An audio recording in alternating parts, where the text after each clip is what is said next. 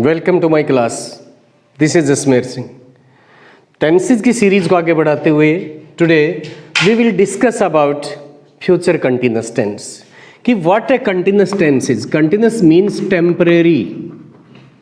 Temporary activity. कोई भी activity जो टेम्परेरीली चलती है उसको बोलते हैं हम continuous.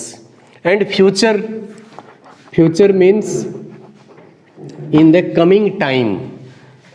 It is present now, and before present, past, and after present, future. Today we will discuss about future continuous tense. Continuous, temporary, regular, continuing, लगातार रूप से जो चले उसको continuous बोला जाता है, और फ्यूचर में जो continuous चले उसको बोलेंगे हम फ्यूचर continuous tense। अब फ्यूचर के लिए जो हेल्पिंग वर्ब आपको ये बताया था कि verb role play, main role जो प्ले होता है वो वर्ब का ही होता है टेंसेस में। Main verb and helping verb. Helping verb क्या यूज होगी, कोई भी फ्यूचर टेंस है उसमें आप हेल्पिंग वर्ब का यूज करेंगे। सेल विल तो मस्ट ही है इसमें, सेल और विल। Now as far as main verb is concerned, main verb के लिए जो कंटिन्यूअस टेंस है उसमें वर्ब फर्स्ट प्लस आईएनजी का यूज किया जाता है। बट आफ्टर विल और shall verb first plus ING is not used, कभी भी यूज नहीं होता वर्ब फर्स्ट आईएनजी का विल शैल के बाद। Then for this we will use base form of be. कोई कंटिन्यूअस टेंस है, एनी कंटिन्यूअस टेंस, उसमें बी वर्ब यूज होती है बेस फॉर्म। प्रेजेंट के लिए इजेमआर का यूज होता है। पास्ट कंटिन्यूअस है वॉज वर सेकंड फॉर्म का यूज होगा। अगर फ्यूचर कंटिन्यूअस है उसके लिए बेस फॉर्म बी का यूज हो जाएगा। सेल विल के बाद बी का यूज होगा, then verb first plus ING का यूज होगा। Now structure for affirmative sentences. First of all we will use subject, then will and shall, then be verb first plus ing, and then object, full stop। Will or shall, generally shall is used with first persons I and we, and will is used with second person you, third person, whether it is singular or plural। noun, singular और plural noun, कोई भी noun है या pronoun है, singular है, plural है, second person है you, third person he see it they, तो इन सब के साथ में हम विल का यूज करते हैं। यू के बाद में आप यूज करेंगे थर्ड पर्सन सिंगुलर और plural.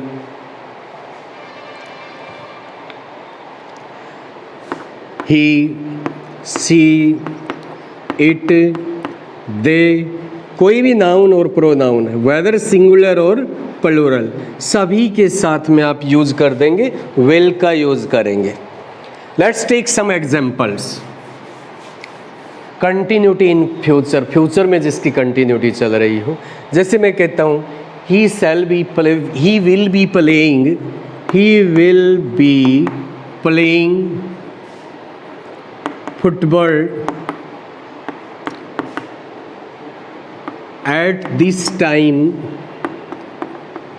tomorrow, at this time tomorrow he will be playing football। कल इस समय वो फुटबॉल खेल रहा होगा। Playing activity, continuing activity. About future will shall का use, but before verb first ING be is used. he will be playing football at this time tomorrow। one more example with the first persons, here we will use shall। we shall be traveling in a train tomorrow। कि भी कल हम rail में सफ़र कर रहे होंगे, continuous चल रहा होगा वो काम, तो उन सब के लिए हम इसका यूज़ करते हैं अफर्मेटिव। अब नेगेटिव में स्ट्रक्चर क्या होगा इसका, सबसे पहले सब्जेक्ट का यूज करेंगे, सब्जेक्ट के बाद विल सेल का यूज कीजिए, विल सेल के बाद में not, then be, then verb first plus ING, and then object. Verb first plus ING plus object. Now हम इनको चेंज करते हैं, हम नेगेटिव में चेंज करते हैं दोनों सेंटेंसेस को। जो सेंटेंस ऊपर दिए गए अफर्मेटिव उनको नेगेटिव में चेंज करेंगे। And one more thing is to be remembered here is that, वो क्या है, अगर कहीं पर आपको किसी सेंटेंस में नोट का यूज करना है तो नेगेटिव के लिए जो नोट का यूज करेंगे वो फर्स्ट हेल्पिंग वर्ब के जस्ट आफ्टर होगा। समटाइम्स इन सेंटेंसेस, कुछ सेंटेंसेस में टू और मोर हेल्पिंग वर्ब्स हो जाती हैं, तो नोट का यूज़ फर्स्ट हेल्पिंग वर्ब के तुरंत बाद वहाँ किया जाएगा। यहाँ पर हमारे पास टू हेल्पिंग वर्ब्स हैं, विल, सेल और बी, और नोट का यूज़ करेंगे वो जस्ट आफ्टर सेल विल के बाद। He will not be playing football at this time tomorrow। Second sentence है हमारा, we shall be travelling in a train.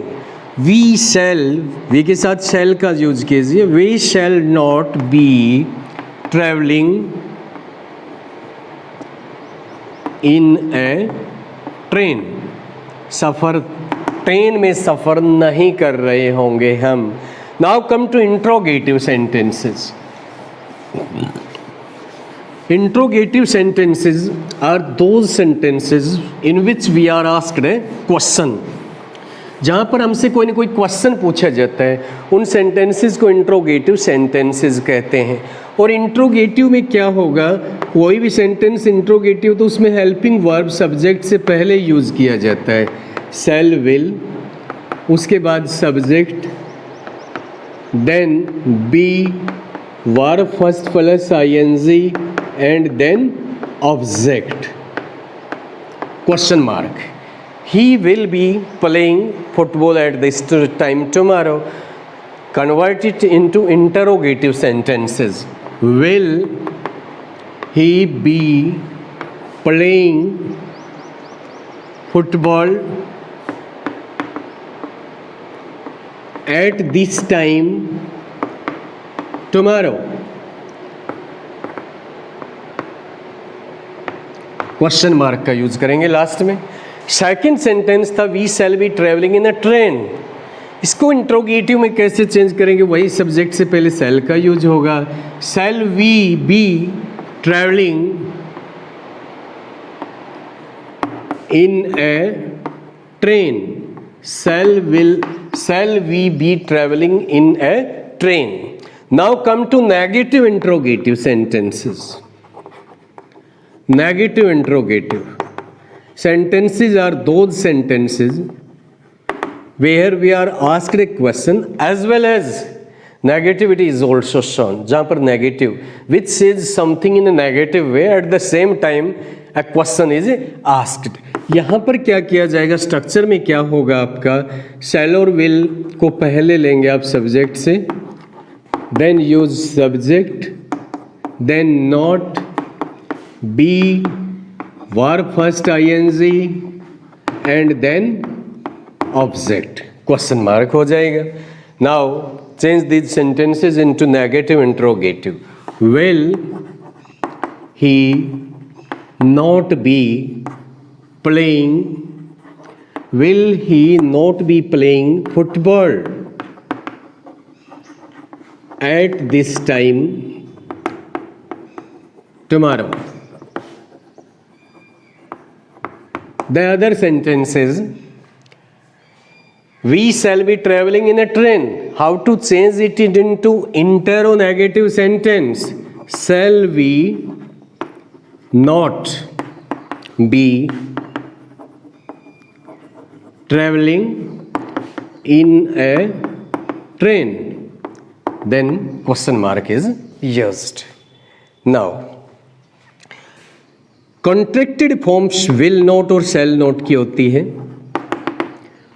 will not contracted form होगी इसकी want, और shall not की contracted form होती है shan't।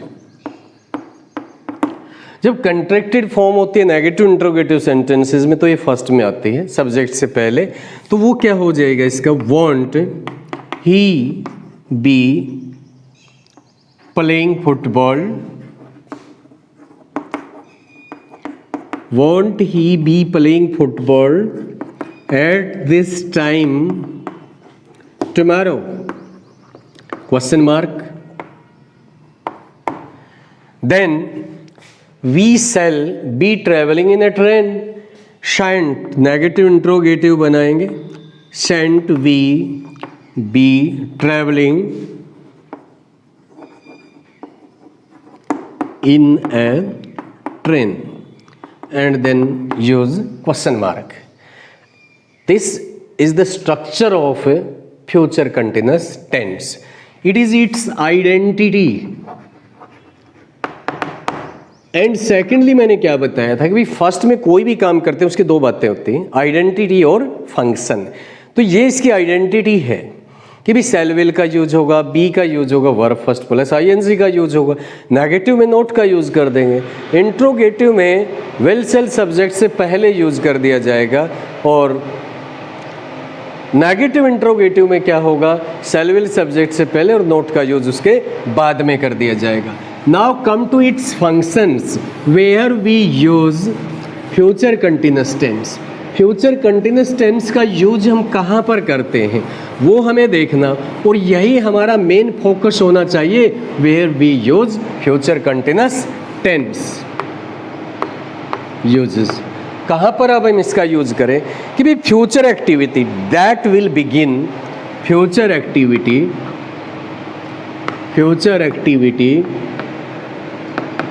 that will begin before and continue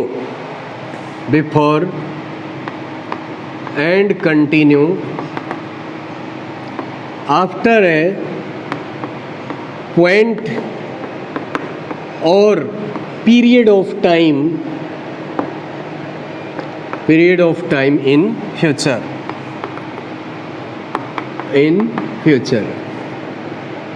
हमने ये टाइम फिक्स कर लिया फ्यूचर में, शुरू कब होना चाहिए वो, इससे पहले, बिफोर, ये टाइम है, एंड इसके बाद भी क्या होना चाहिए वो कंटिन्यू, ऑन गोइंग होना चाहिए इसके बाद भी, पहले शुरू हो करके और उस टाइम के बाद ऑन गोइंग हो. अब मैं आपसे कहता हूँ in a few days I shall be, भाई कुछ दिनों बाद मैंने कोई जाना कहीं बाहर, शिमला जाना है, मैं शिमला में आनंद ले रहे आऊँगा, प्लेजेंट वेदर का आनंद ले रहे आऊँगा कुछ ही दिनों में. टाइम कब का फिक्स किया, जब मैं शिमला, यानी कि कुछ दिनों बाद का. आनंद लेना कब शुरू करूँगा, वो जो टाइम फिक्स किया उससे पहले. In a few days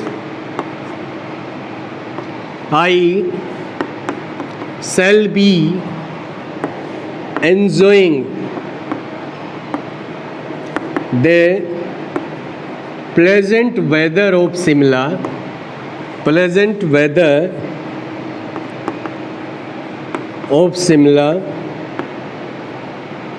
instead of this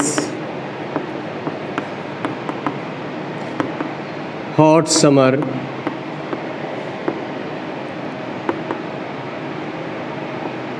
इन दिल्ली में जो हॉट समर है उसके बजाय मैं शिमला में कुछ ही दिनों बाद एक प्लेजेंट वेदर का आनंद ले रहा हूँगा. तो इस टाइप के सेंटेंसेस में इसका यूज होता है. सेकेंडली कहाँ पर यूज होता है, planned future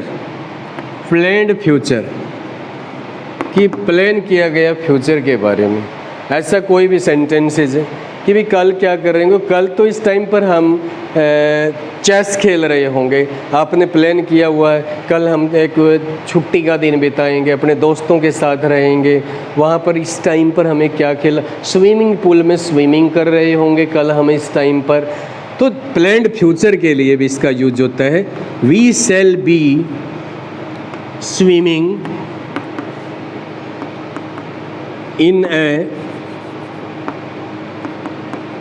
we shall be swimming in the river at this time tomorrow.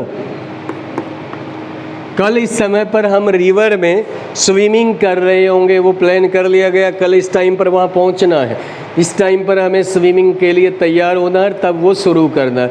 और स्विमिंग का जो प्रोसेस है वो रेगुलर चलता है, ऑनगोइंग प्रोसेस होता है, एनजी आएगा, दिस टाइम टुमारो। थर्डली इसका यूज़ किया जाता है future activity interrupted by a sudden action.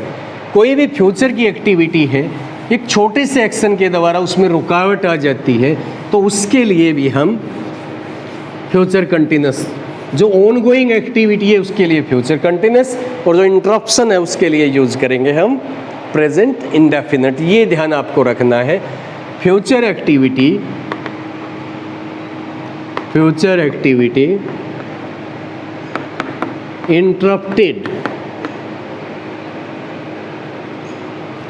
interrupted by a sudden action। जो ये सडन एक्शन है इसके लिए वर्ब फर्स्ट का यूज करेंगे, और जो फ्यूचर एक्टिविटी है, कंटिन्यूइंग एक्टिविटी है, वर्ब इसके लिए आप फ्यूचर कंटिन्यूस टेंस का यूज कर दीजिए, फ्यूचर